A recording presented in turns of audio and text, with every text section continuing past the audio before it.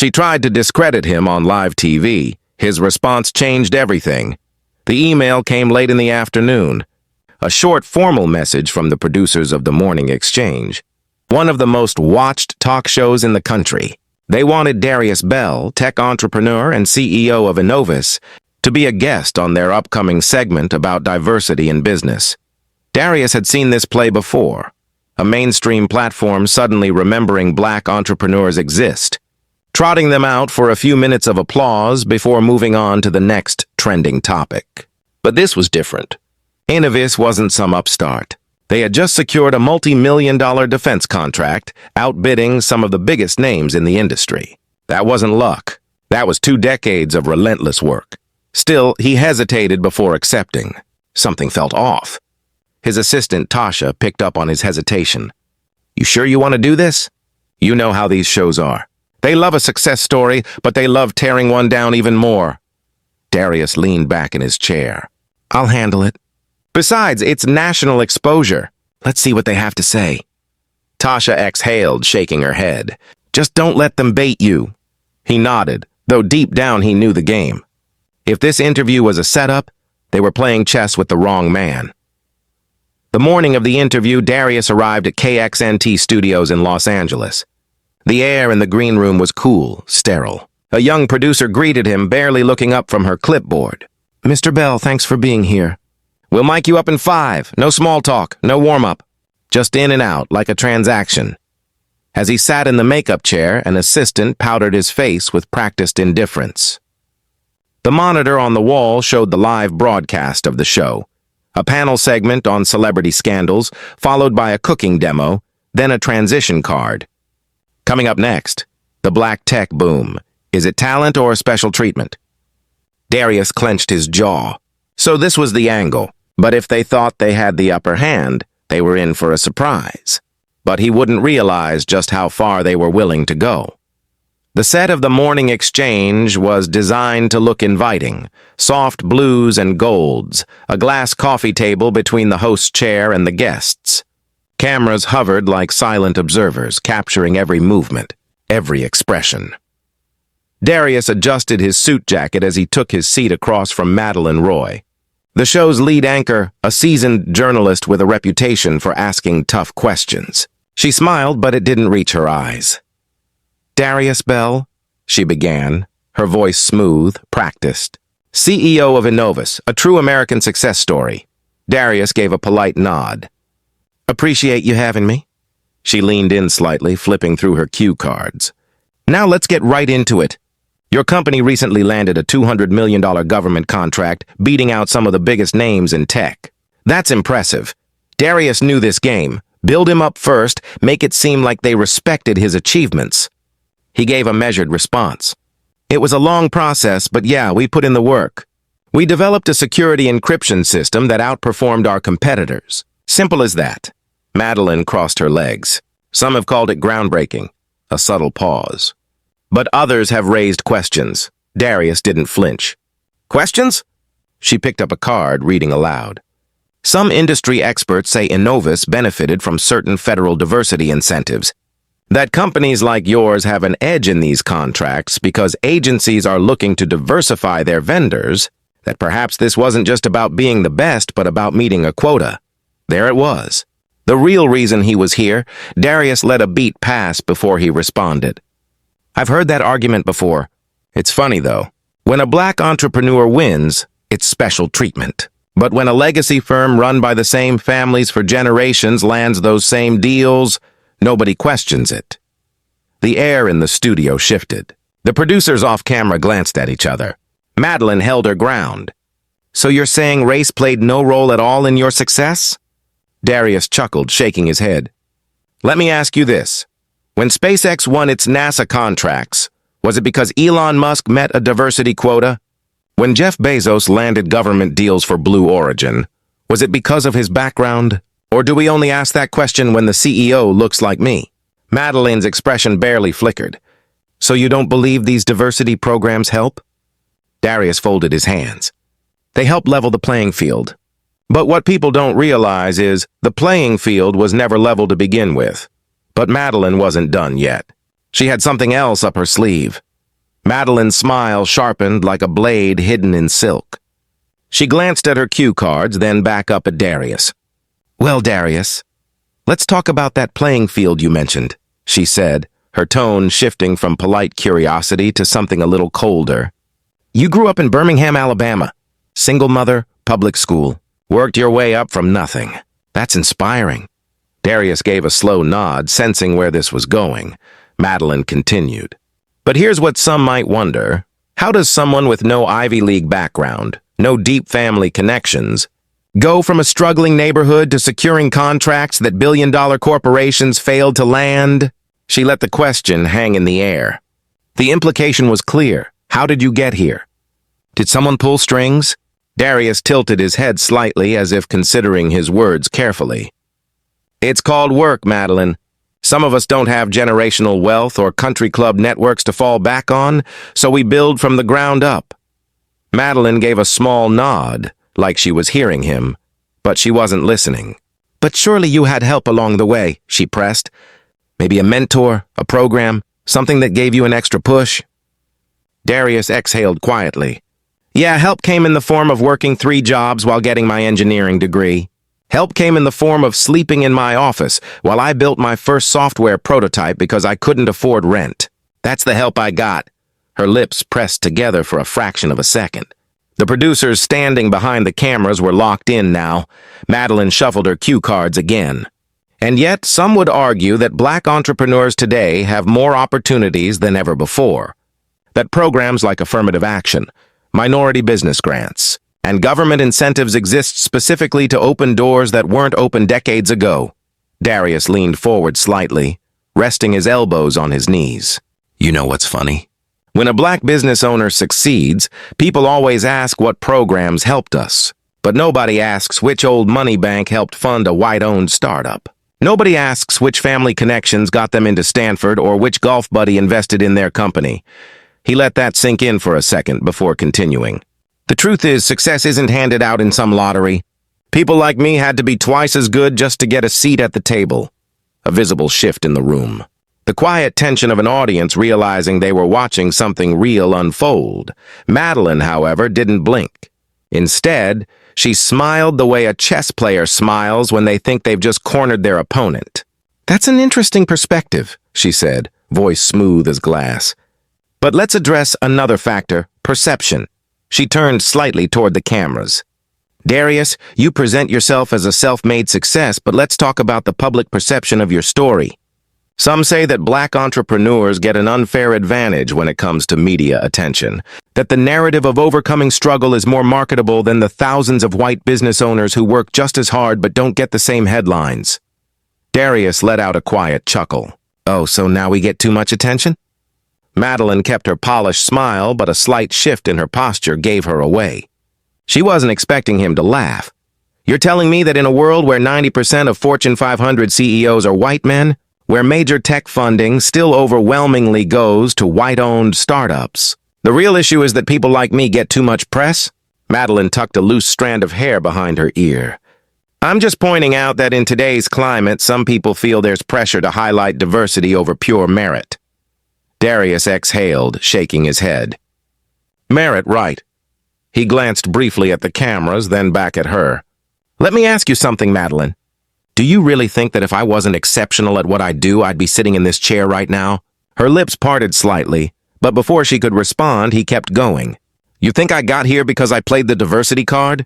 Or do you think I got here despite everything designed to keep me out?" The silence in the room was louder than any of her previous questions, but Madeline wasn't done. Not yet. Because she had one last card to play, the one designed to break him. Madeline took a slow breath, shifting in her seat just enough to make it look casual. But Darius saw it, a crack in the facade. She glanced at her cue cards again, then set them down. This next part she wanted to deliver directly. "Darius," she said, tilting her head slightly, "I think it's fair to say you're passionate about this, and I respect that. But let me ask you something." Darius gave a slight nod, waiting. "Do you think some of this outrage is exaggerated?" She paused, letting the words settle. "After all, your success story proves that the system isn't as stacked against black entrepreneurs as some claim. The audacity." Darius could feel the heat creeping up his spine, but he didn't let it show. Instead, he let out a quiet chuckle, shaking his head. "You know," he said, voice measured, "it's funny how people love to use one success story as proof that a problem doesn't exist." Madeline's smile stayed put, but something in her eyes flickered. Darius leaned forward slightly, resting his forearms on his knees. "Let me put it this way. If one person climbs out of a burning building, do you point at them and say, 'See, the fire wasn't that bad'?" Madeline opened her mouth, hesitated, then closed it. Darius wasn't done. "The fact that I made it doesn't mean the system isn't broken. It just means I fought twice as hard to get through it." He let his words settle. Even the studio crew had stopped moving. Madeline adjusted in her seat, reaching for a controlled response. "I understand your perspective, but let's talk about another side of this." She turned toward the cameras slightly, her voice adopting that carefully neutral tone used for damage control.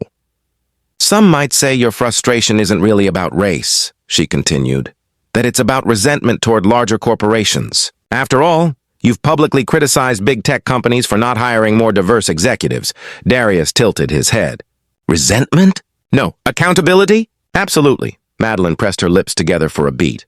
"Then what do you say to those who believe that in today's economy, success is based on hard work, not race?" Darius exhaled through his nose, then locked eyes with her. This was it. "The moment I say," he began, "that people love to believe in fairy tales, when they're the ones benefiting from them." A ripple of silence washed over the set, the kind of silence that sticks. "But let's be real," he continued, voice steady. "Black entrepreneurs still get denied loans at twice the rate of white business owners. We still receive less than 2% of venture capital funding. And even when we prove ourselves, we still get asked whether we deserved our success." Madeline sat still, listening but not necessarily hearing. "So let's stop pretending the system isn't rigged," Darius said, his voice calm but firm. "It is. And the only people who don't see it are the ones it works for." Silence. Pure heavy silence. The producers didn't cut to commercial. The control room didn't intervene. This was raw. Madeline shifted slightly, finally looking uncomfortable.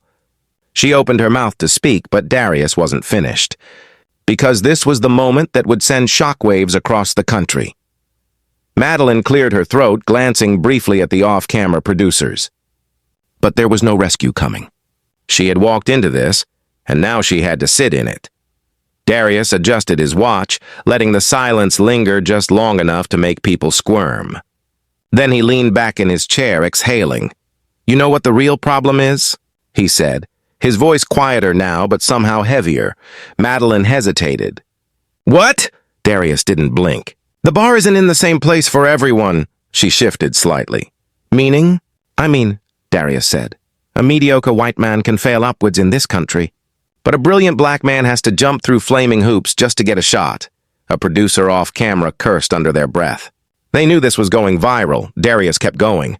"A white CEO can run a company into the ground, bankrupt it, lay off thousands of employees, and somehow get hired somewhere else. Meanwhile, a black CEO has one bad quarter, and suddenly it's proof that we weren't ready for leadership." Madeline opened her mouth to respond, but he wasn't done. "And the best part?" Darius chuckled dry. "When we actually make it, people like you sit across from us and ask if we got here because of some special advantage." Silence. Madeline's jaw tightened. It was subtle, but the camera caught it. Darius leaned forward, just slightly. Not aggressive, just firm, just final. "You wanted to talk about fairness." He let out a soft, bitter chuckle. "Then let's start by telling the truth." Another silence. But this one was different. It wasn't discomfort anymore. It was impact. Madeline's expression had shifted. It wasn't just the audience watching Darius now. It was the entire country. And then the moment. Darius turned slightly, looking straight into the camera. "I know what some of you are thinking right now," he said. "Some of you are nodding because you've seen this, lived this." He let his gaze hold. "And some of you are sitting there frowning, arms crossed, telling yourself this isn't real, that I'm just playing victim, that it's all in my head." His lips pressed together for a second before he finished. "But deep down, you know I'm right." The studio was silent.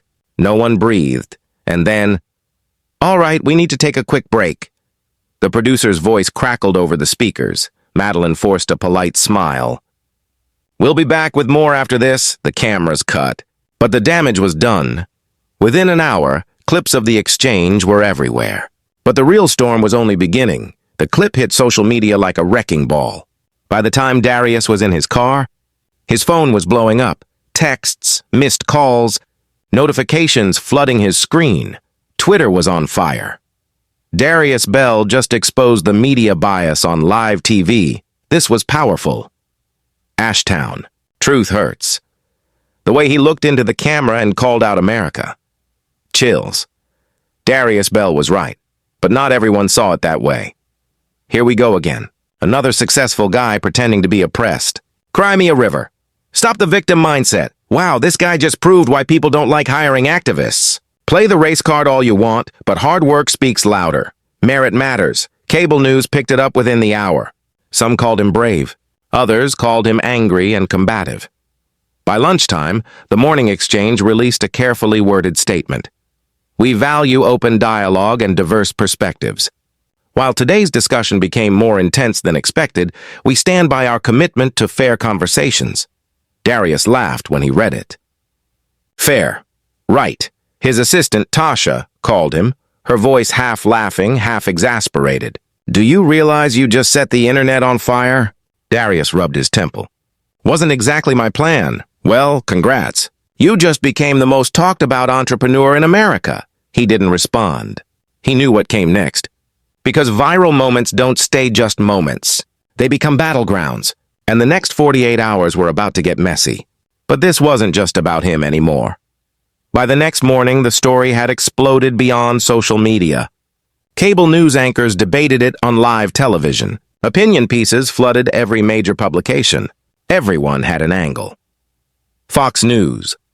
Is Darius Bell the new face of corporate entitlement? CNN. Darius Bell's viral moment, a reckoning for America's meritocracy. Business Insider. What Darius Bell's interview reveals about race and success in America. Meanwhile, Madeline Roy was in damage control mode. On her show the next morning, she gave a carefully rehearsed response. "I respect Mr. Bell and his accomplishments, but I stand by my questions. My job as a journalist is to ask what the audience is thinking. If my questions were uncomfortable, that only proves how necessary they were." Translation. She wasn't backing down. Darius watched from his office, shaking his head. Tasha sat across from him, scrolling through emails. "You know," she said, "we just got a flood of new investor inquiries. People want to work with us." Darius smirked. "Let me guess, the same people who ignored us last year?" Tasha shrugged. "Guess being controversial is good for business, but it wasn't all positive. Some clients pulled out. A major corporate partner suddenly decided to reevaluate their commitments. And then came the death threats, emails, phone calls, even an unmarked package left outside Innova's headquarters. Nothing inside but a single sheet of paper with one word written in bold, enough. Tasha frowned as she read the message. "You need security." Darius let out a slow breath, rubbing his temples. He knew this would come. Anytime a black man speaks too boldly, too unapologetically, this is the cost. But backing down was never an option, and now he had a decision to make. Would he let the backlash silence him, or was this just the beginning of something bigger? Darius sat in his office, staring at the city skyline through the floor-to-ceiling windows. The past 72 hours had been a whirlwind. Praise, backlash, threats, opportunities. He thought about his younger self, the kid from Birmingham who had to fight for every inch of success. The one who watched doors shut in his face while others walked through without knocking. And now here he was, at the center of a national debate he never asked for, but one he couldn't ignore. Tasha entered, her expression unreadable. "We just got an offer." Darius raised an eyebrow. "From who?" She set a folder on his desk. "A network. They want you to do a televised special, a one-on-one deep dive about race, business, and the system." Darius exhaled. "So now they want to listen?" Tasha smirked. "Seems like it." Then after a beat, "What do you want to do?" He leaned back in his chair, thinking. He could walk away, let the noise die down, get back to business. Or he could use this moment not for clout, not for attention, but to say the things nobody wanted to hear. Darius picked up the folder, flipping through the proposal. Then he set it down. He looked at Tasha. "Tell them I'll do it." Her eyes widened slightly. "You sure?" He nodded. "Yeah, but on my terms." Because if the system was going to put him under a spotlight, he was damn sure going to control the narrative. Darius Bell's viral moment wasn't just another internet controversy. It was a reckoning. It forced a conversation people had been dodging for decades, about race, about success, about who gets to rise without question and who gets questioned when they rise. Some called him an activist. Some called him arrogant. Some called him right. But one thing was certain, nobody could ignore him anymore. So what do you think? Does success mean playing by the rules of a